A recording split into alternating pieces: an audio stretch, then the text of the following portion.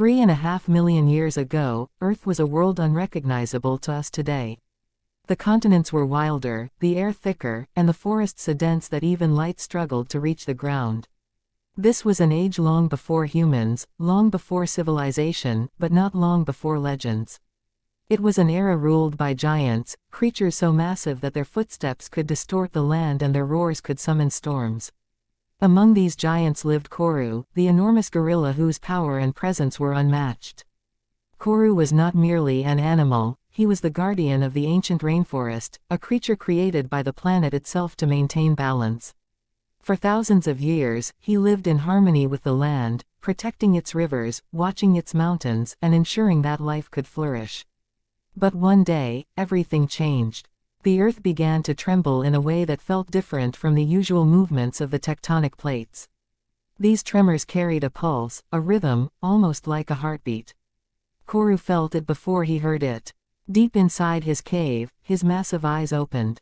His breath fogged the cold air as he slowly rose, his towering silhouette brushing the cave ceiling. Something had awakened, something ancient and powerful, something even the forest seemed to fear.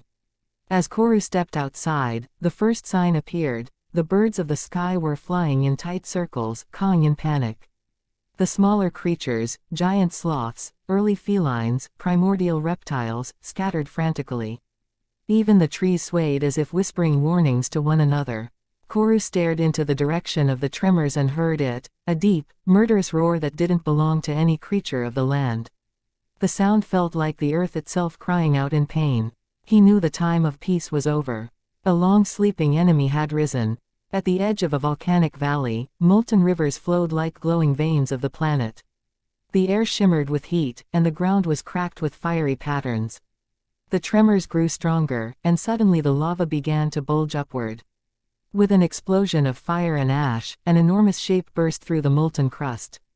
This was Varkul, the colossal serpent, the destroyer born from the core of the earth. Varkul had slept beneath the crust for millions of years, feeding on underground heat, absorbing the planet's molten heart. Its obsidian black scales gleamed like armor forged by volcanoes, and its eyes burned with the fierce glow of magma. As the serpent fully emerged, it unleashed a roar so loud that it shattered rocks and sent small avalanches tumbling down the surrounding mountainsides. Varkul had only one purpose: domination.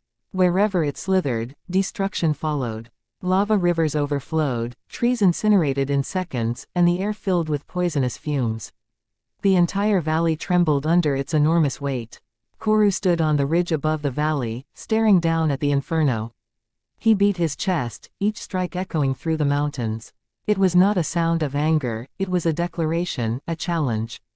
Varkul's burning eyes turned upward. The two titans locked gazes, and for the first time in millions of years, they recognized in each other a worthy enemy. The forest held its breath. The sky darkened. Nature itself prepared for a clash so powerful it would be remembered for eternity. The moment the battle began, the earth convulsed. Koru charged first. With impossible speed for his size, he leapt from the ridge and slammed into the serpent with a force that split the ground wide open. The mountains shook under the impact. Varkul responded instantly, coiling its colossal body around Koru and squeezing with the strength of a million years of molten fury. Koru roared, a thunderous bellow that made the trees miles away bend and sway. He punched, clawed, and wrestled against the serpent's crushing grip. The ancient forest trembled as shockwaves burst through the land. The serpent dragged Koru toward a lava stream, intending to submerge him in molten fire. But Koru, summoning every ounce of his primal strength, dug his massive hands into the ground and anchored himself. The earth cracked beneath him, but he held on. With one explosive burst of power, he broke free of Varkul's coils.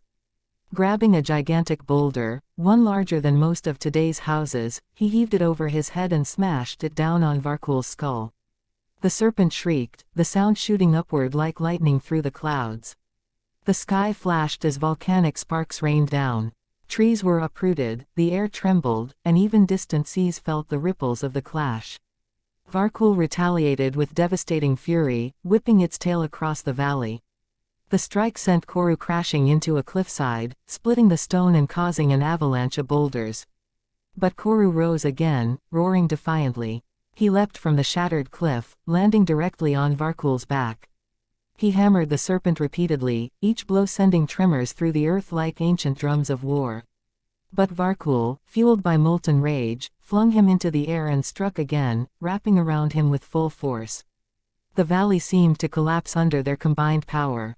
Their roars echoed across the planet, a symphony of fury, muscle battling scale, earth battling fire. Animals fled, the sky darkened, and the ground broke open in massive cracks.